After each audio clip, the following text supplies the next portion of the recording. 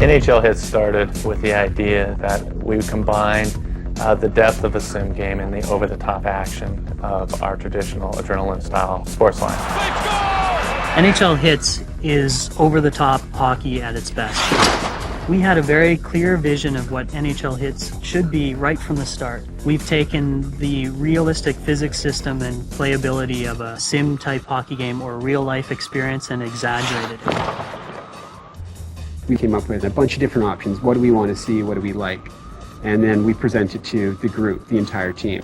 Then everyone knocks the hell out of it and says, we like this, we don't like this, here's a hole, we don't like that. After about 2 or 3 times doing this, we've got the features, we've got what we want. We start with very simple concepts. We try and get players moving on an ice surface. We actually start with little blocks shuffling around. While that's going on, a lot of the infrastructure for the game is being built. How the jerseys load, how the game goes together, the front end screens. Everything is being worked on at the same time and comes together at different points. Because the game's so fast, and if you don't look for it, you'll miss a lot of the details. Like if you look at the goalies, for example, their pads are like, I couldn't have modeled them any more realistically. They have every bump, every ridge, every little guard.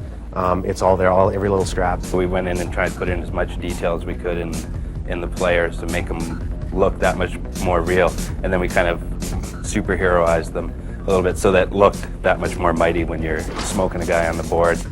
The big difference with NHL Hitz compared to what's out there is the extreme action. Big checks, big hits, big scores, you have nice one-timers. NHL Hitz is amazing because of the fast-paced action, the hard hits. It's just non-stop action.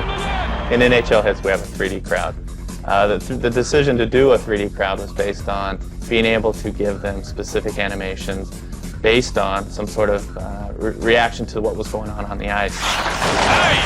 If you play the game for a little while and you win enough games, you will earn points to be spent into the hockey shop. The hockey shop contains the fantasy rinks. There's 15 rinks. We got our heritage jerseys. You can buy teams, some of the fantasy teams, as well as the heads.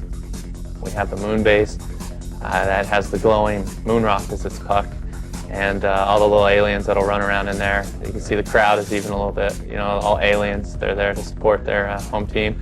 We have the shark tank, which is a domed underwater rink which has sharks swimming around. The level of detail on these fantasy rinks is unbelievable. Go into the Coliseum, look at the arches on the side of the rink, look down into them. You'll notice the catacombs down in there. There's additional geometries. They've taken the time to do it right. They score!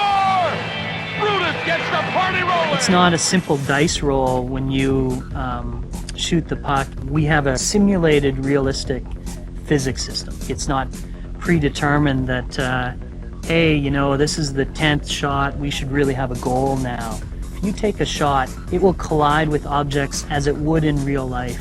Therefore, you get true goals and sometimes spectacular goals. The lightning and on fire is something we're known for. We wanted to up that notch as well. It gives you a few seconds of taunting time while you just get on fire to yell at your friends.